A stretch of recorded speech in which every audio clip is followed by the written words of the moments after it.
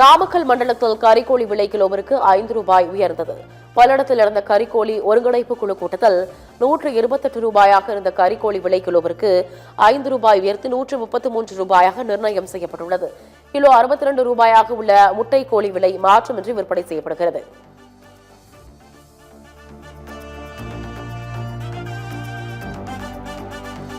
பெரம்பலூர் மாவட்டத்தில் போலி அறக்கட்டளை மூலம் 29 லட்சம் ரூபாய் மோசடி செய்த சம்பவத்தில் 3 போலீசார் கைது செய்தனர்.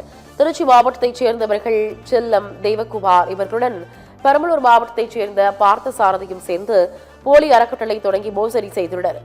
சிறு குறு தொழில் பயிற்சி வழங்கி வேலை வாய்ப்பு தருவதாகவும் நிதி உதவி பெற்றுத் தருவதாகவும் கூறி பெரம்பலூர் மாவட்டத்தில் 29,75,000 ரூபாய் மோசடி செய்ததாக கூறப்படுகிறது. இதுகுறித்த புகாரின் அடிப்படையில் தனிப்படை அமைத்து விசாரணை நடத்தி வந்த போலீசார் 3 கைது செய்து விசாரணை நடத்தி வருகின்றனர்.